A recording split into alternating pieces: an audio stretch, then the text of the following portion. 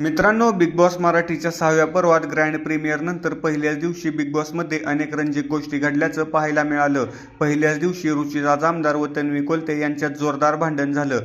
त्याचबरोबर विशाल कोटियनमुळे प्रभू शेळके रडल्याचं पाहायला मिळालं. आता बिग बॉसचा नवा प्रोमो समोर आलाय. यात बिग बॉसने स्पर्धकांना राशनसाठी टास्क दिल्याचं पाहायला मिळतंय. बिग बॉसने स्पर्धकांना मिशन राशन हा टास्क दिला. स्पर्धक आठवड्याच्या राशनसाठी हा टास्क करणार आहेत. बिग बॉसच्या घरात एंट्रीसाठी मेहनतीचा दरवाजा निवडून घरात आलेले काही सदस्य हा टास्क करताना दिसत आहेत.